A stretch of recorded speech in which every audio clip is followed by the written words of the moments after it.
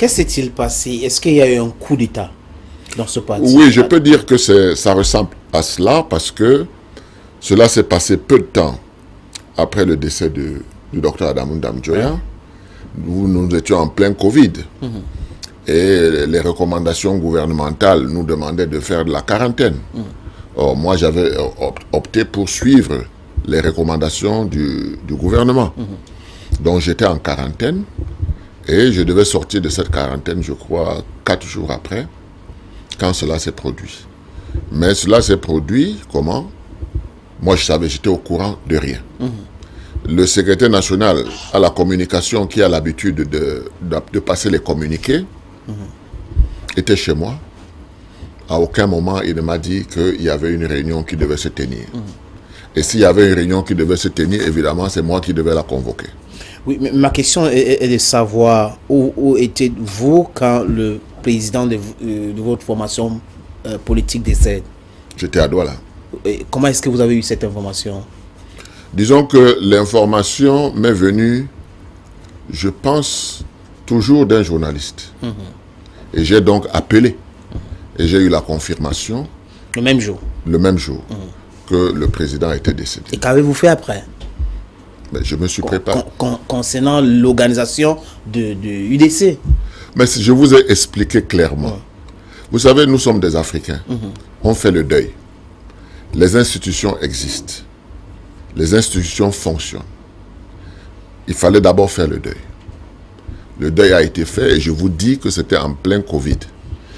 On ne souffrait de rien. J'ai compris, monsieur le président, mais je veux juste savoir, parce que vous venez de nous dire tout à l'heure que le secrétaire du parti qui écrit les communiqués à la presse était présent chez vous.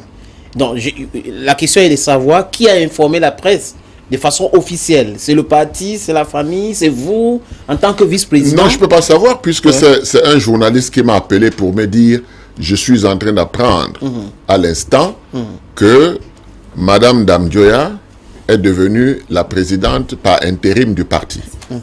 Ce que j'ai répondu aux journalistes tout de suite, qu'il n'y a pas d'intérim, de présidente intérimaire dans le parti.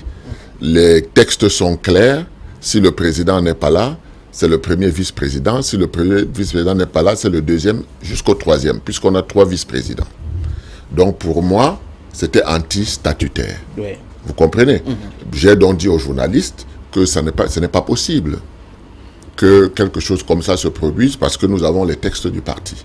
Et c'est moi qui dois convoquer les réunions. Donc, voilà comment j'ai su. C'est quelques heures après, que ce même secrétaire national à la communication m'a appelé pour me dire qu'on venait d'élire Madame Tomémon Dame-Dioya comme présidente intérimaire. Je lui ai demandé, mais vous rigolez ou quoi? Vous ne lisez pas les textes du parti? Quelles sont ces histoires-là? Et pourquoi je ne suis pas au courant? Pourquoi c'est pas moi qui ai convoqué la réunion?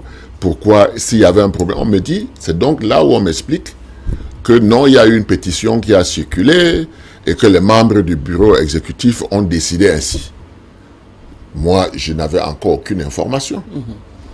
Donc je me dis, ok, si les membres du bureau exécutif se sont réunis et qu'il y a eu des pétitions, alors là, je préfère me soumettre et m'en aller.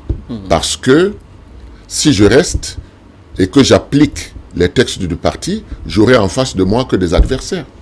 Des gens qui ne veulent pas de moi. Donc, ce n'est pas facile.